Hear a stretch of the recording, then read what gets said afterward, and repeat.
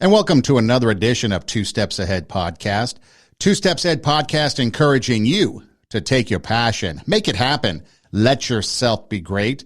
I'm Son Edom, and coming up on the show, we're going to talk about fathers. It was something that I alluded to a couple episodes ago, and I want to touch on that before we get too far removed. Now, I know typically Father's Day is in June, and that's the time we talk about fathers.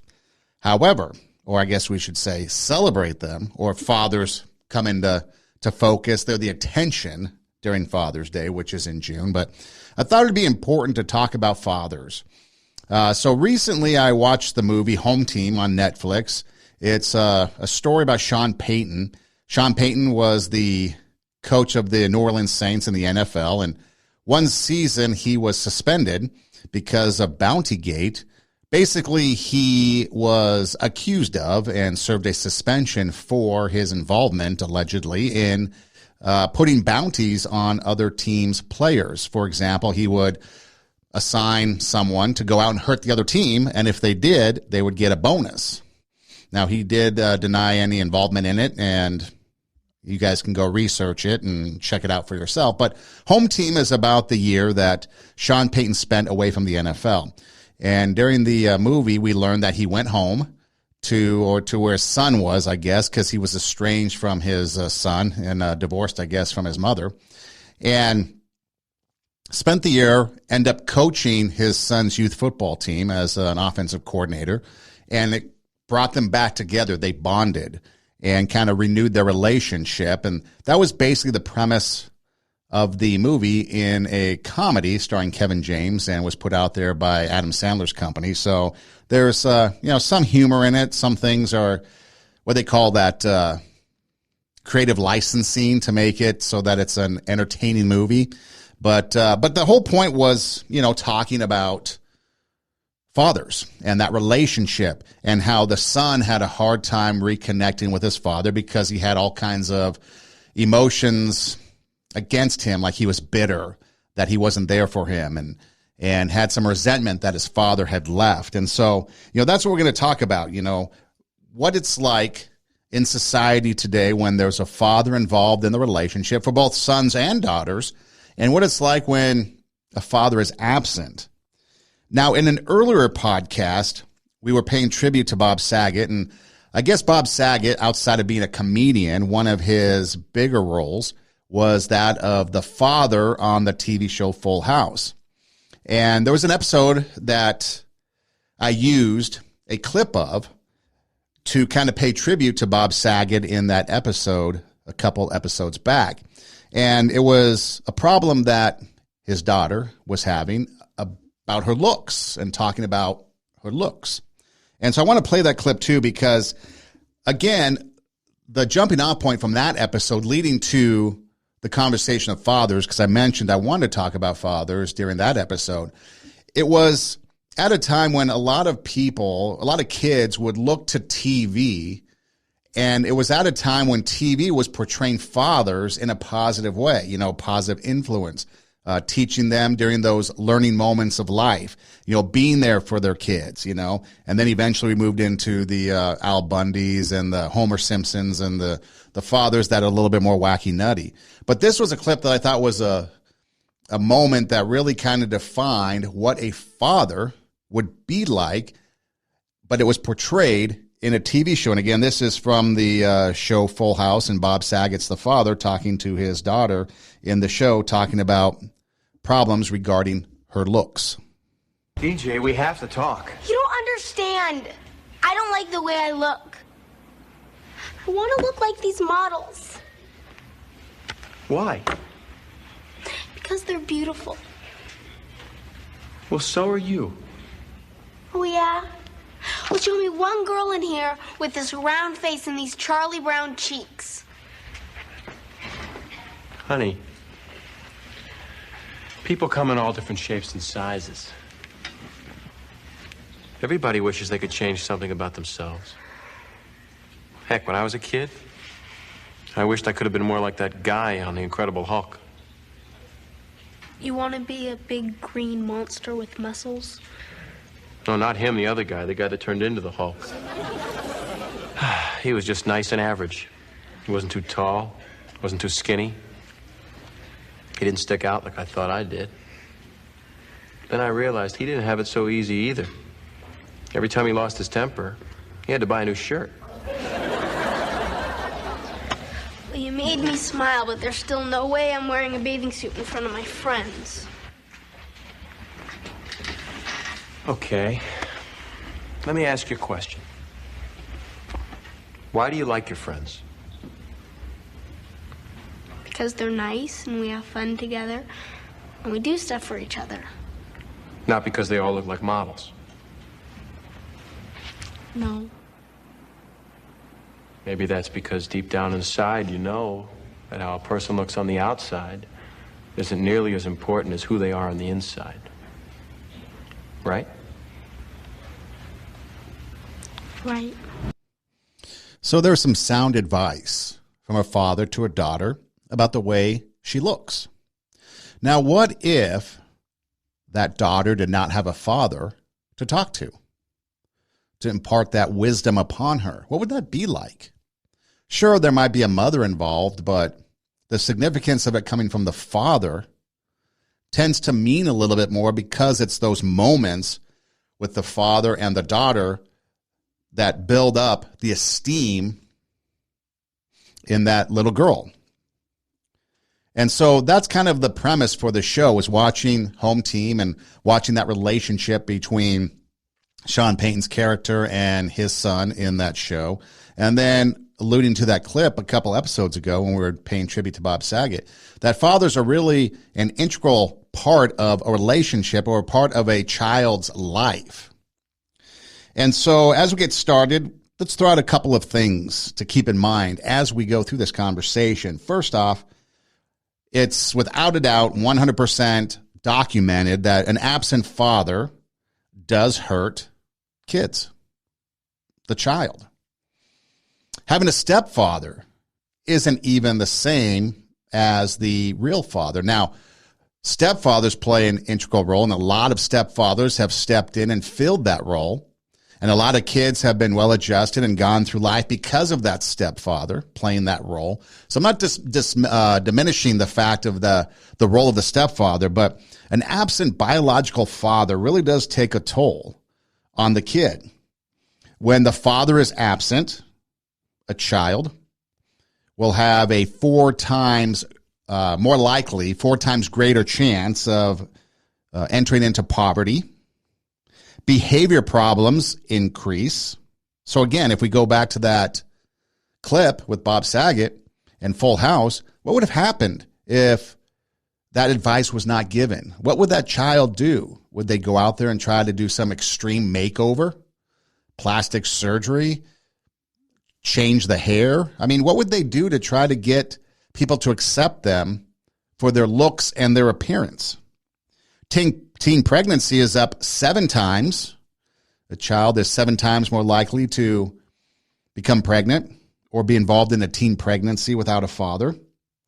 They turn to drugs and alcohol more often than a child with a parent, a father. They are 2 times more likely to drop out of high school. They're more likely to commit crimes and end up in prison. And so basically the behavior issues of a child will go up and increase. The bad behavior issues will increase and go up. And then ultimately, suicide can be a big part of a child, where they end in suicide because of an absent father. Now, as we go through those things, and as we go through the show, that kind of theme of that bad behavior is going to keep reoccurring. And I don't want to focus on that aspect of it, but it's just a fact. As I was doing research for the show, that's the thing that kept coming up over and over and over again. Crime, going to prison, drug abuse, sexual promiscuity, all these type of things, dropping out of high school. It kept recurring over and over. Now, of course, there's kids in well-adjusted families that have 2 parents and everything, and almost like Beaver Cleaver, if you know what I'm talking about, but yet they still have problems. So just because you have a father and a mother doesn't mean you're going to be excluded from having problems. But we're just talking about fathers right now. Okay, we want to talk about fathers and the importance of fathers, because the whole point of this is to get parents to realize, and when I mean parents, a father and a mother, to realize the important significance of the father. It could be, again, a married couple, but the father's working a lot, trying to provide for his family. Great intentions, right? But he's not there. He's at the office late. Maybe he misses a game here or misses a performance there. It matters. Maybe it's a separation or divorce where the parents don't get along. Or maybe they do get along, but you have to work on those custody issues and that visitation and all that goes with it. And so it's something to keep in mind as we go through the show, the impact that fathers have on kids, and when the kids aren't there, or when the fathers aren't there for the kids, what happens to the kids, both the sons and the daughters. So why are dads so important? Okay, there's two aspects to this. There's a relationship between a father and a son, and then there's the relationship between a father and a daughter. Okay, now they're two different relationships, obviously, but they're just as equally important, but they do have different roles. Now, what do I mean by that? So here's why fathers are important in their son's life. Both boys and girls need fathers. We'll begin with boys. A boy has no built-in understanding about how to be a man, meaning a good and responsible man. Male nature is wild, most obviously regarding sex and violence. If a boy does not have a father who models how a man controls himself, he will most likely not know how to control himself, let alone want to. That's why most males in prison for violent crimes grew up without a father. After days of riots in the UK in 2011, quite like the 2020 riots in America, Christina Adone wrote a column for the London Telegraph, whose title says it all. London riots, absent fathers have a lot to answer for. In the column, she wrote, "The majority of rioters are gang members. Like the overwhelming majority of youth offenders behind bars, these gang members have one thing in common: no father at home." There's no question that many mothers have done an excellent job raising a boy without their son's father, but common sense alone suggests that a mother simply cannot model what a boy should be any more than a man can model to a girl what a woman should be. And then there is the issue of controlling boys and their wild natures. Again, there are mothers who are able to do this, but if a boy is at all difficult, as so many are, as he gets older, most mothers will find it more and more difficult to control their son, because unruly boys listen to their fathers much more than they listen to their mothers, which is precisely why most violent criminals grew up in fatherless homes. Dennis Prager there talking, and one of the things that they talk about is modeling proper behavior. Men, obviously, we were boys at one point, and so we know what it's like to be a boy, to grow up, have those boyish tendencies of wanting to play, roughhouse, be outside, interact with other boys. So fathers are there to model proper behavior. You know, fathers are there. They know how boys act. They know how boys are. And sometimes a mother might think that the behavior of a son is inappropriate, but it's just that natural male instinct that's in a boy. To roughhouse, for example. Johnny, stop roughhousing. You're going to break something or you're going to get hurt. And fathers are like, just go to social media. How many times do you see on social media these videos that contrast when mom is watching the baby or the toddler or the child versus the father? The mother usually has them well dressed. Maybe they're reading a book. Maybe they're doing something safe. Well, the father's out there three-wheeling it, four-wheeling it, doing whatever thing that's on the wild side. And you see those contrasts in those social media videos, so you know it's real. Obviously, controlling boys can be a difficult thing for any parent, actually. But again, there's that connection between a father and a son that the father knows by nature how his son is going to react, and usually a son that's a little bit more out of control will have a tendency to listen to the father. Now, one of the things that I find interesting that came up, I guess, when I was preparing for this is that I currently teach, and what I do is I'm involved with a lot of young students one-on-one pretty much, or maybe one-on-two, helping them through school. And one of the things, as I've been in the different schools that I've been working at and working with these students, is that, first of all, schools are predominantly, female, right? Female teachers. And there's nothing wrong with that, but it's dominantly female teachers. And some of the kids that I work with are male, young boys, that can tend to be a little bit rambunctious, okay? And as I work with them, a lot of times some feedback that I get just with the little bit of interaction that I do with some of these boys is that the teachers have told me that the boys relate better to me than they do to them. Now, that's not always the case, but when I'm working with them, they can relate because I know how boys are, how they think. I know what kind of things I can use to try to get them interested in the subject. So, for example, if it's a math, like maybe a word problem, instead of using cookies and dogs and, puppies and how many puppies versus how many cats, I can replace that with maybe whatever it is that I see that's interested the boy is in, whether it be sports, whether it be military, whether it be something else, Minecraft or whatever video game they play. I can kind of relate a little better because I've kind of been in that environment, right? And so they can relate. And it's not that it's anything better. It's just boys relate to men a lot better, especially when it's proper behavior being involved and proper instruction. I can understand boys' behaviors better, and I know it's normal. I know it's not normal. I know it needs to be corrected. Like, hey, correct your behavior. That's not how it goes. I know how to relate subject content to them a lot better sometimes. Not always. I'm not saying that the teacher is doing anything wrong. It's just like sometimes I can relate better to these young male students because of who I am. And so that's why you start to kind of see mentors. You see the big brother. You see even stepfathers. You see coaches, even male teachers, maybe youth pastors, youth leaders in the community. A lot of times gangs. I talked with a coworker one time many years ago, got to befriend him, and we were talking. He grew up in the inner city. He was black and I was white, so we were sharing stories. And he was telling me that he had two choices growing up in the inner city because his father wasn't around. Choice one is to join the gangs. Choice two was to join the church. And they had both. They had the youth minister talking to him and trying to persuade him to come to church, male influence. And you had the gang, male influence, family, right? The gangs provide family, provide something that is missing usually when the father is not there, that father figure.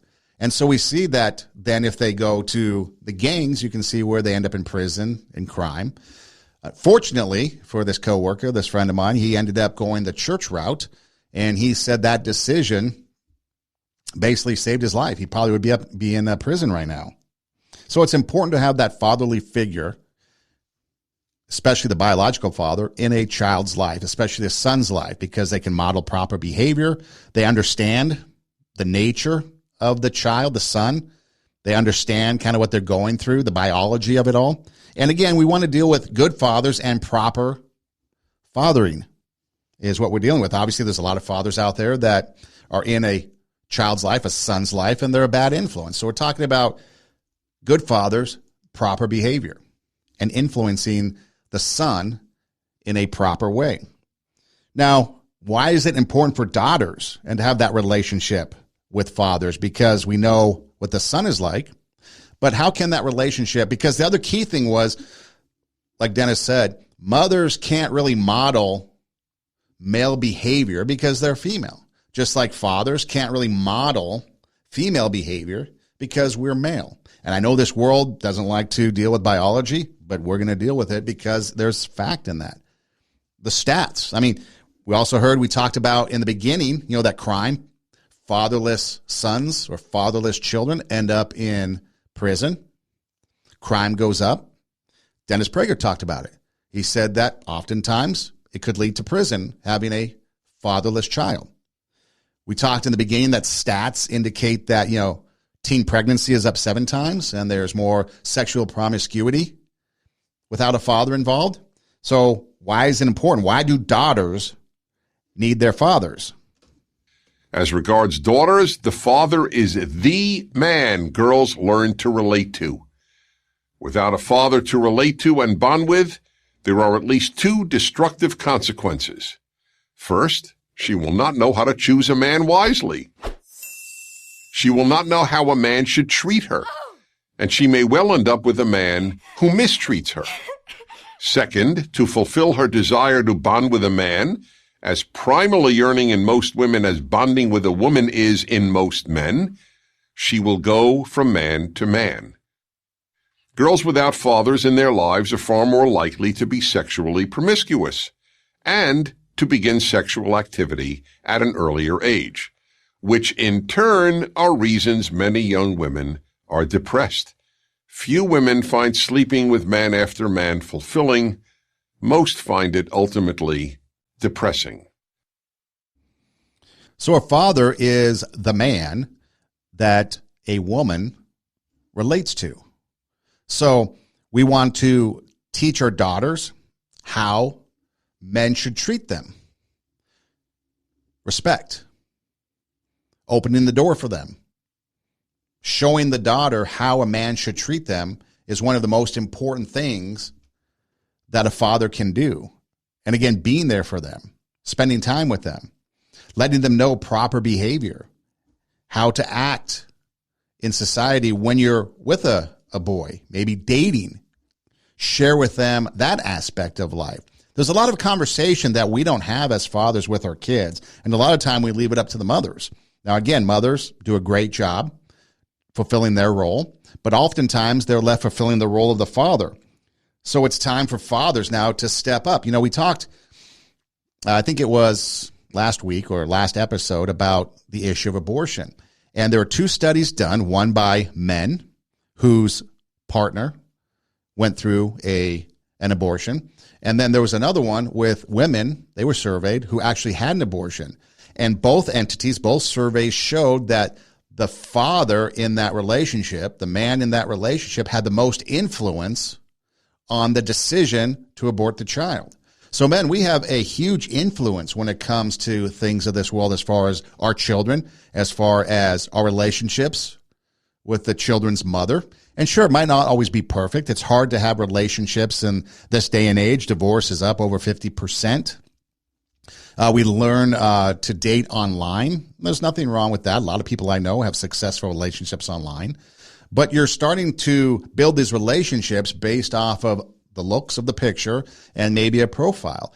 And then oftentimes we jump into a relationship and into marriage before we fully know what the person is all about. And then eventually we realize that when life's troubles come, the foundation isn't there and the relationship falls apart. But the kids are still there. The kids are still involved. And so that is why fathers and mothers need to come together and work together to build that relationship so that fathers can be in the lives of their kids. And again, that has to do with different things. Again, if it's a divorce issue, a separation, mothers, let the fathers be a part of it. Don't hold the kid ransom because you hate the guy. Don't use the kid as a pawn. Fathers, you should be there. If you're in a relationship and it's a perfectly healthy marriage, maybe mothers, you need to remind the father, hey, you know, we don't need that expensive vacation to wherever we're going to go, that popular destination. Why don't you come home, not work the weekend, and we'll spend time playing games, reading books, just have family time together, eating dinner together. It makes a big difference. It makes a big difference, dads, when you are there tucking your child in at night, reading them that book for the 18th time, Goodnight Moon, or Clifford the Red Dog, or whatever it is. It matters. It matters to the kids. It matters to the kids when the father is there. The other thing that, you know, women go through, girls, is the sexual gratification. They start looking for the absent father through other men, sleeping around. You know, one of the things that if you do, again, research, and I did research, read the autobiographies of some people that were involved in the adult film business, and you find that one of the overwhelming things is that the male figure in their life abused them, mistreated them, didn't respect them. And it's right there. You can go look it all up for yourself. It's all there. There's stereotypes for a reason. And the stereotypical, oh, she's a stripper, she's an adult performer, she is this because of an abusive relationship, because the father wasn't there, whatever. It's true. Now, again, that's not always the case. Remember, not one size fits all in solutions and problems, but there's an overwhelming majority of statistical data that demonstrates that this is true. If you are a fatherless child, especially a son, there's a good chance you're going to end up in jail. Not always, but there's a greater chance. And that's what we're trying to deal with. We're trying to deal with getting away from lowering those chances of bad things happening to kids. You know, when the father is involved, life tends to be a little bit better because there's security there. So the absence of a father takes a real toll on the child, right? And so we need to be there. But it's not just when they're young. Oftentimes we think, you know, it's the young child. It's maybe the toddler or the elementary school days or the grammar school days, whatever it's called now. But it's oftentimes over a lifetime. Over a lifetime, the child can be affected, the son, the daughter. You have all kinds of things that go on. You talk about abandonment issues. We hear about that all the time. Daddy issues. You know, daddy issues can result from a father that's in the life of a child and is a bad influence, a poor example of what it's like to be a man. Sure, those are out there. We're not talking just about absent fathers, although that's the main crux of this, but there's fathers in their kids' lives that probably shouldn't be there. I remember one time I was my first year in baseball, in fact. As I look back, it was kind of humorous because it can be humorous for me in a way because my father was there. What do I mean by that? So I played t-ball and had a good experience. So my first year in kind of like real baseball, pitch baseball, my coach was an alcoholic. He was a drunk. And his son was on the team, and oftentimes his father would show up to the game drunk. And oftentimes you'd get kicked out of the game for being drunk. And I could tell even back then, even though I didn't really know a whole lot about this, that his son was a little bit problematic because of it. He was kind of like the cut up on the team, the guy that would always get in trouble. He would be the one fooling around, throwing baseballs at other kids or tapping kids who are wearing the batting helmets with the bat and stuff like that, you know, just kind of being mischievous. And you know it had to do with a direct result of this father, this coach being drunk. And as I look back on it, I can say it was kind of humorous from the standpoint of some of the things that he did. Just didn't make sense. You know, he thought that this would make sense, you know, steal a base or hit and run or whatever. And it was like, what are you talking about? He was just in an alternate reality. And so it became a sad situation really toward the end. And so then the next year he was gone and the assistant coach took over as head coach. And then my father stepped in and became the assistant coach. And he was there for much of my career in baseball, coaching and being in the stands. And so when I look back at the highlights of my life, okay, when I look back at some of the things that were important to me growing up, he was there. Whether it be graduations, whether it be milestone achievements like sports, moving on to high school sports and making the team, whether it be accomplishing like driver's license. You know, when I got my driver's license, he was there. Just the little things. So I look back at the highlights of my life, whatever they are, however insignificant they might be to the grand scheme of things, the highlights of my life, he was there. And we didn't really have extravagant vacations. We didn't really have extravagant things. But time was more important than possessions. You know, you hear a lot of people, I work hard, I work long hours because I want to give you everything. And a lot of times it's, I want to give you everything I didn't have. That works in relationships between, you know, lovers or couples, you know. How many times do you hear the wife, how come you're never home? Because I want to give you the house you never had or the house you always dreamed of. People want your time, not your possessions. Your legacy when you die isn't about how much stuff they gave you or how much stuff you gave them. It's how much time you spent with them.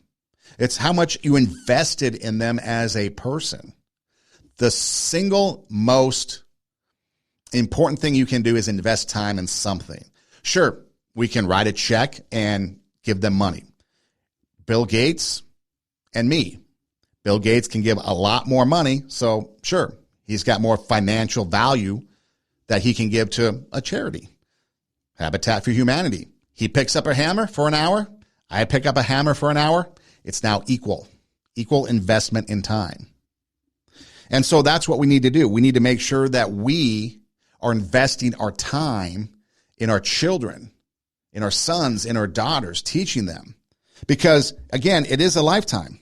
It's a lifetime that a child will experience in different things that can be summed up in this poem right here, when an absent father is gone. When's the last time you heard a poem about an absent father? And if you can recall the answer to that question easily, well, that's the problem. That's why many of us ran into the warm arms of poetry.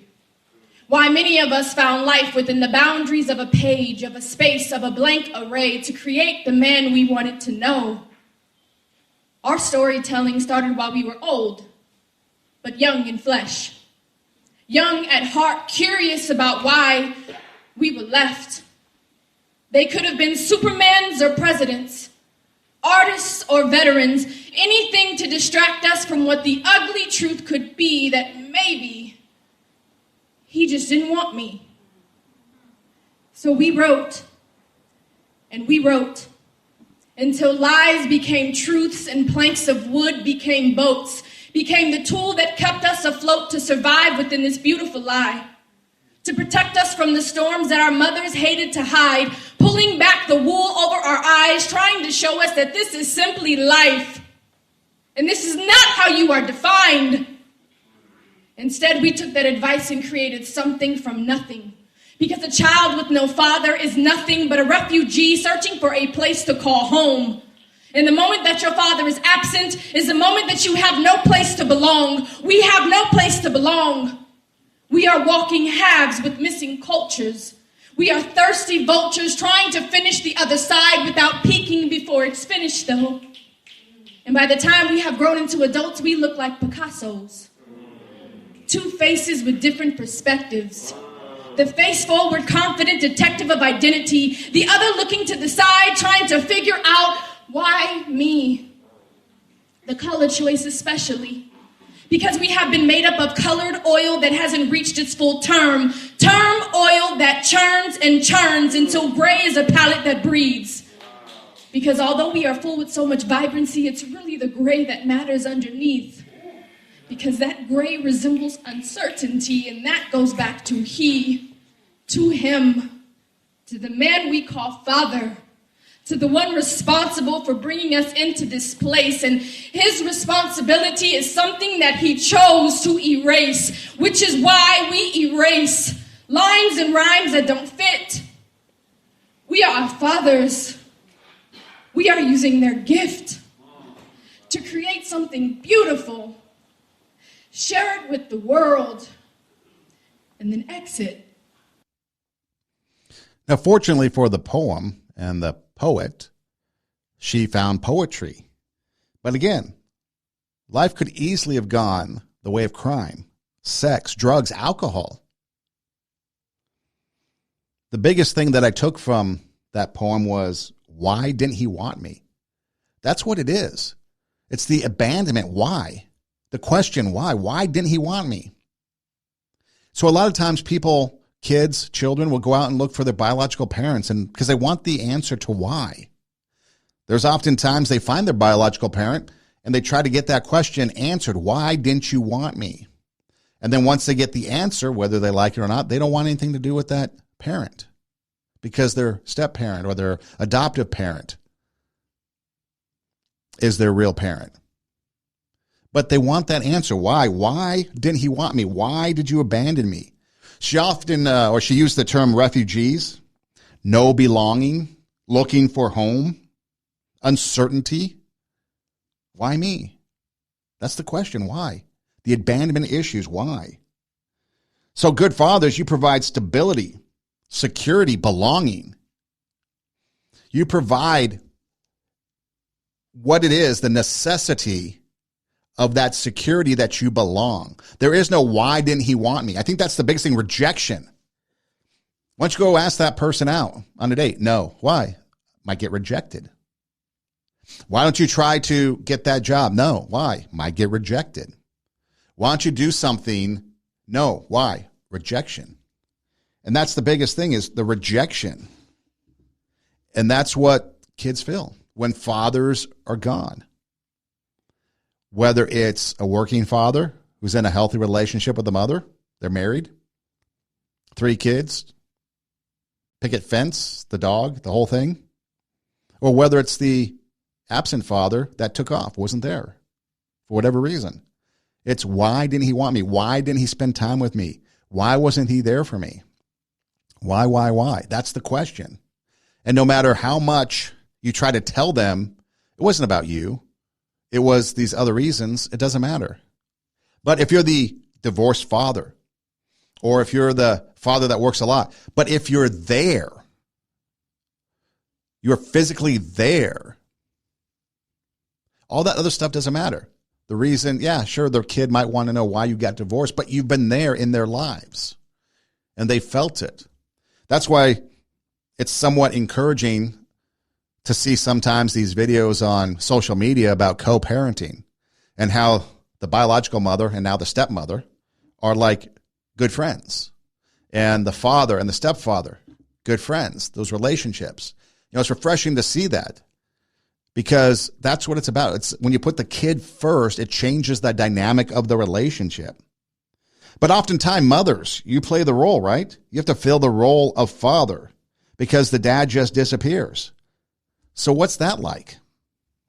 Last night, I had the most interesting dream. In it, I was 6 years old in a national spelling bee. Genius. Complex words like serendipity, duodenum, phloxanoxin, and hilipilification, all spelled correctly, up until the final round. One word between me and victory. The spellmaster clears his throat.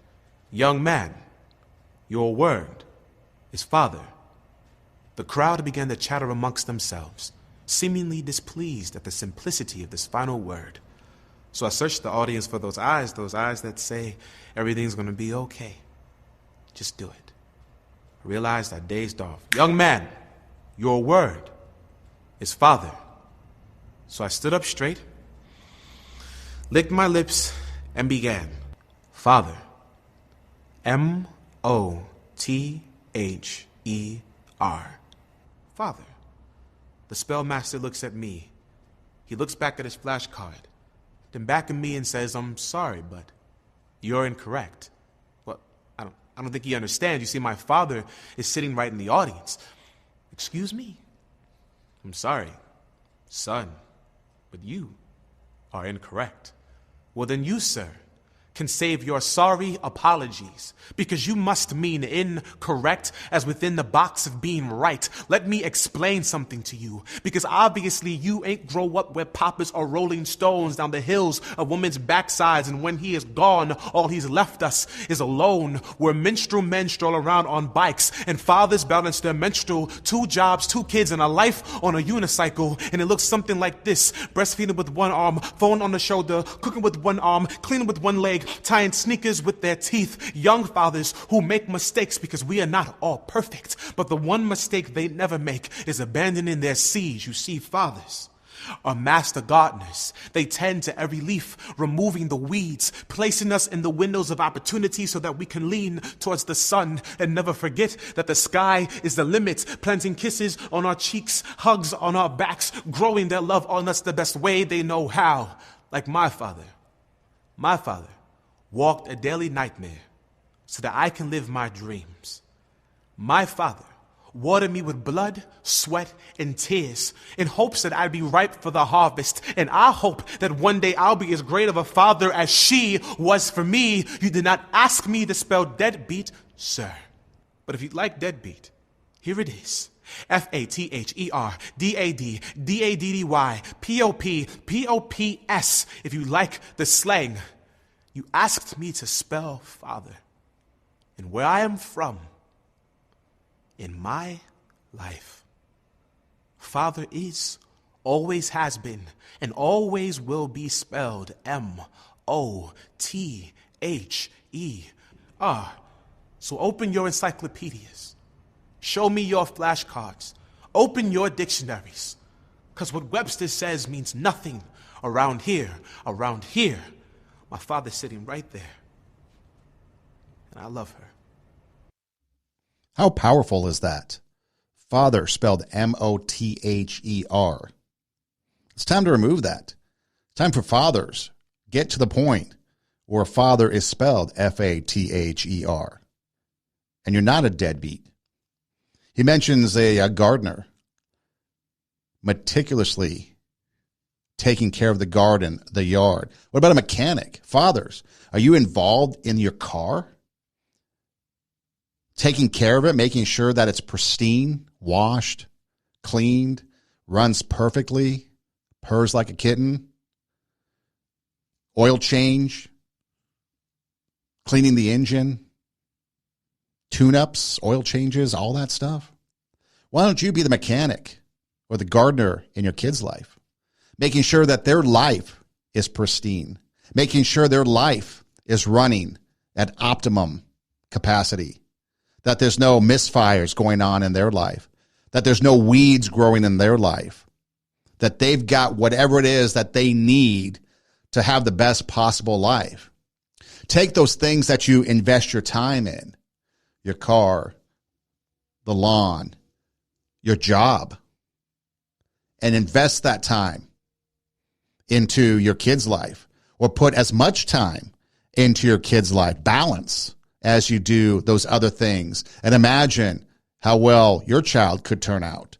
See, it's all about giving them the opportunities, giving them the tools to equip themselves so that they can then grow up and be ready for when they have children. Raising the standard, bringing out their inner greatness of parenting so that they have an example of what they need to be like when they are parents, so that then they can replicate the process. And now they're raising up your grandkids in the fashion and in the manner in which you raised your kids. Something to think about. So fathers, you need to step up in a big way. Take back that role that we were created to have.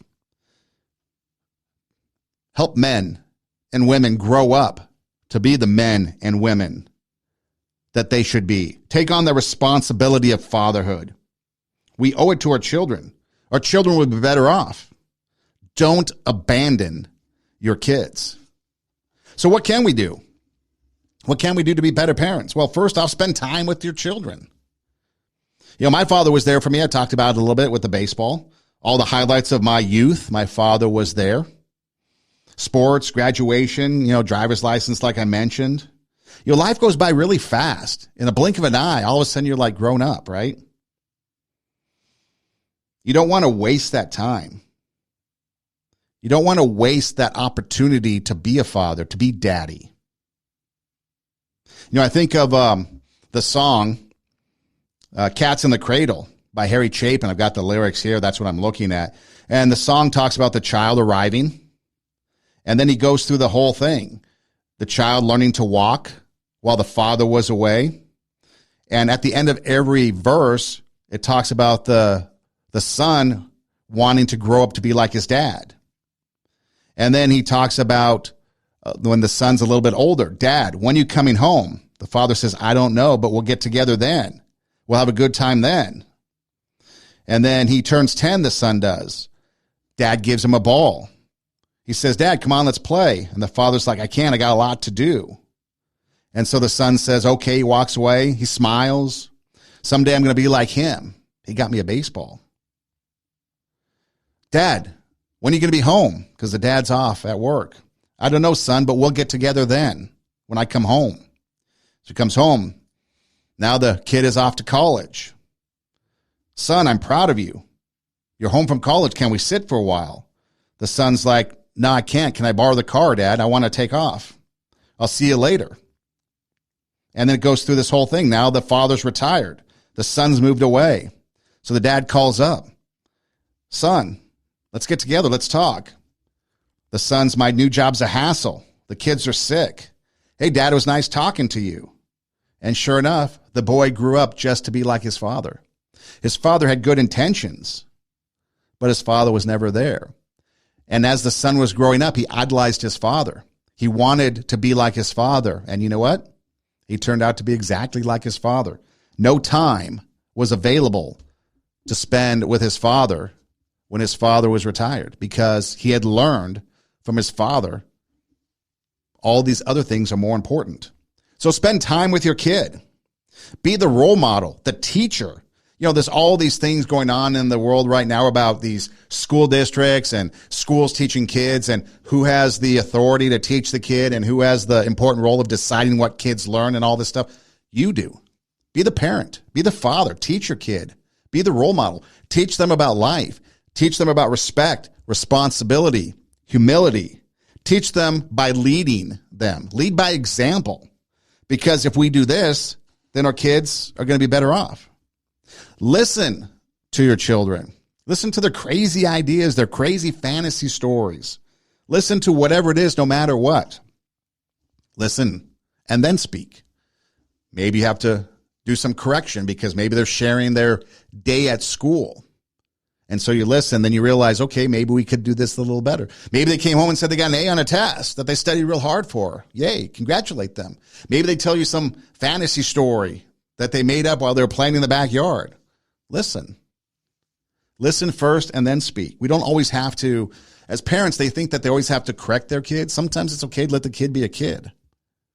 As long as they're doing nothing wrong, let the kid be a kid. Fantasy stories. Play outside after dark. Maybe eat dessert first. Does it really matter? I can never figure that out. Don't eat dessert first. You'll spoil your dinner. Really? Kid's not going to eat dinner anyways. But let them be a kid. Fathers, respect their mother, regardless of your relationship. Whether it's a good relationship, obviously you will be respecting them then. But if it's a bad relationship, always respect their mother, because that is how, first of all, the son is going to learn how to treat other women. And that is how the daughter is going to learn how men should treat them. So if you don't want your daughter being one of those promiscuous people, ending up doing something that you're not proud of, then be the example and treat their mother the way you want them to be treated as daughters, or the way you want your son to treat women. And we could start the cycle of increasing how we treat the opposite sex as adults. So respect the mother. Then spend time as a family. Spend time as a family together. Because as you spend time together, you're of course going to spend time with the child individually. But as you spend time together with the family, you create that family unit. You realize family is important. And then hopefully that gets instilled in their kids. So then that way, now your grandkids are growing up with the same values that you taught your kids. Because it becomes generational after that. I think back to my grandparents and the things that they taught my parents, and then they taught me. And it goes on from there. So what can we do? What can we do to build a better fatherhood, maybe? So, what can you do? We are the change makers, all of us. If you're a father, make the effort. Do everything you can to be in your children's daily lives.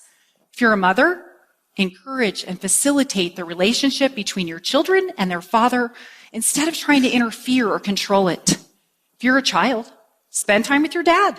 Ask him to do something. Seek his advice and guidance. If you're an employer, grant the fathers you employ the ability to be at their children's events, to help in their schools, to take sick days to care for their kids. If you work in the legal field, help us continue to progress, change the laws, and ensure that they're enforced to protect fathers and their children. The importance of this pursuit cannot be overstated. The fate of nearly half of America's children depends on it. I'd like to close by asking all of you to do one final thing. Please stand if you are able, or raise your hand. I'm serious, please. If you grew up without a father, if you raised or raising a child without a father, or if you were a father who's been separated from your child. Now, look around. The people really affected by fatherlessness. Really, look. Those of you standing and raising your hands aren't numbers. You're real, living, and feeling humans. You're the children scarred by fatherlessness. Now let me tell you who can't stand. The 1,000 fatherless children who were murdered last year. The 3,000 fatherless children who died from drugs. The 3,200 fatherless children who committed suicide last year. And the 14,000 fatherless children who were incarcerated. Everyone, please stand for them. See, it goes back to what we talked about in the beginning of the show. She mentions the crime stats. 1,000 fatherless kids murdered. 3,000 fatherless kids dying from drugs. This is the big one. 3,200 kids, fatherless kids, suicide.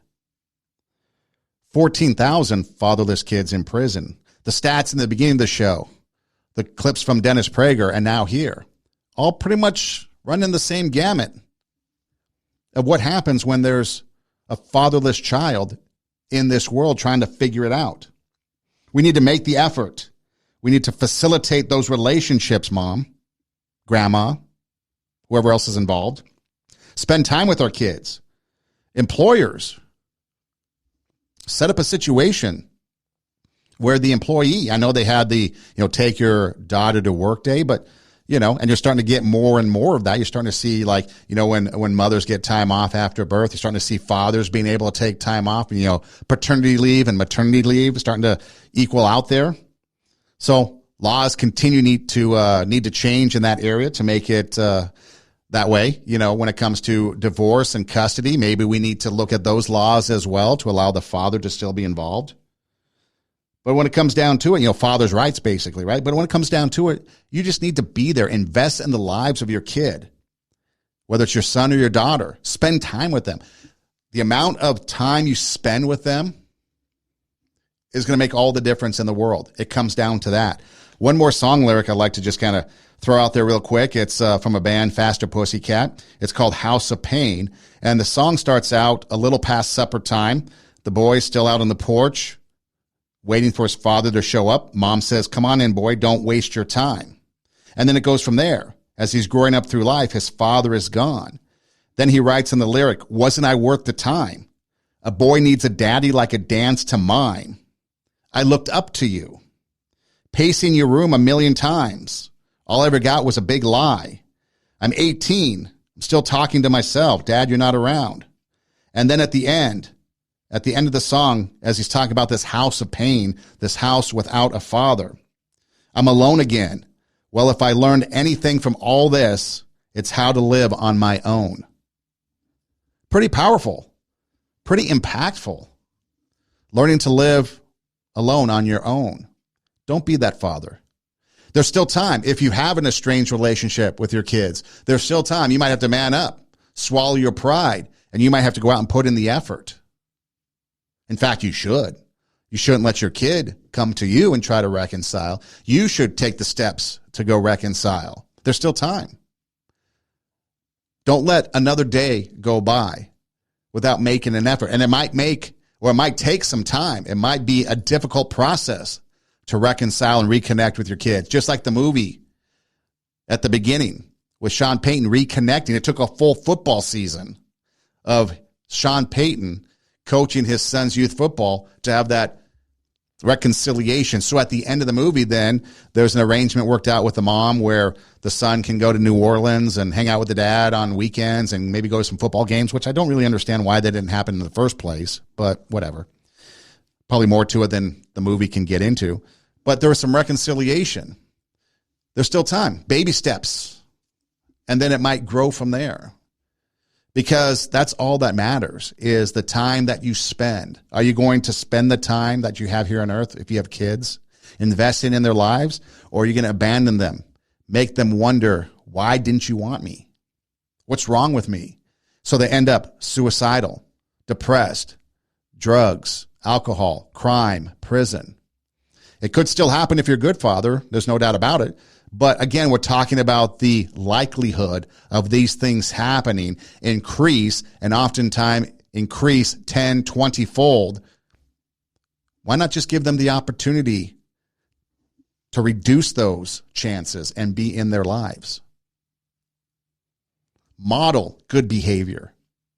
Respect their mother. Spend time with the kid. It could be the little things too.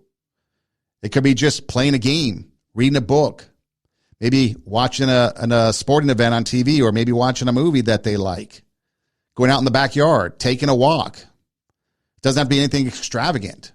It's just spending that time. Make sure that you are there for the highlights of your children's youth, young adults and adults, because life goes by so fast.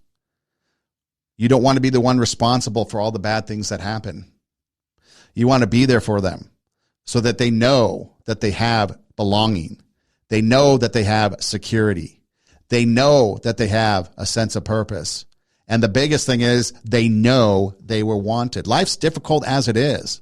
It's hard to maneuver life, especially in this day and age, with everything that's going on, with all the influences from social media and the news and schools and friends and all this other stuff. There's a lot of people influencing your children. You're the one that should be the main influence. And as fathers, you definitely should be one of the top influences in your child's life.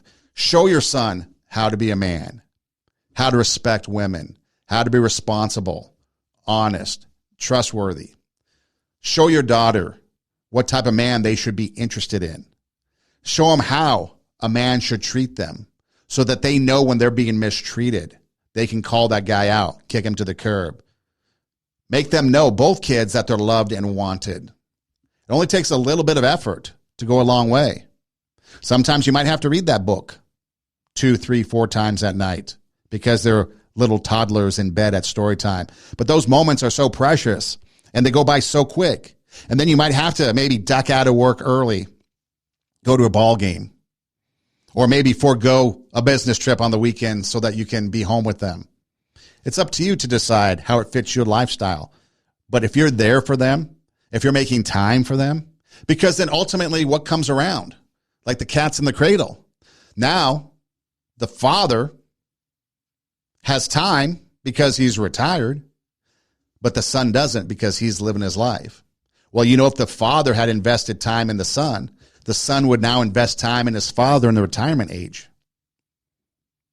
And then most importantly, the next generation, your grandkids, and so on and so on. And again, we raise the standard, we bring out the inner greatness, and hopefully we have an improvement in the world around us. We're that influence, that positive influence, that role model. This is Two Steps Ahead Podcast, encouraging you to take your passion, make it happen, let yourself be great. I'm Son Edom. You can find us on, the website's the best place to go, radiowarp.com. That's radio, W-A-R-P, radiowarp.com. You can watch the shows there. You can listen to the shows there as well if you want to download them and take them with you on the go. You can also find us on Instagram. The show page is TWO, Two Steps Ahead Podcast. My personal page is Edom Rocks, EIDEM-ROCKS. There's a Linktree link in the bio. If you click on it on our Instagram pages, it'll take you to a bunch of different choices. It can take you to radiowarp.com, our YouTube page, our SoundCloud page, I think maybe Spotify. Yes, we haven't been banned from Spotify. And then also a swag shop. If you want some cool Two Steps Ahead podcast merchandise, you can get some there. And then if you want to listen on your favorite podcast platform, we are there as well. But radiowarp.com, radio, W-A-R-P, radiowarp.com is the best place to go to find all things Two Steps Ahead Podcast. Hey, thanks for listening. We appreciate it. Go out there and be the best father you can, be the best mother you can, be the best person you can. We truly appreciate it. Inspire and motivate others to bring out their inner greatness. Take your passion, make it happen. Let yourself be great. Thanks for listening. Do tell a friend. And until next time, God bless.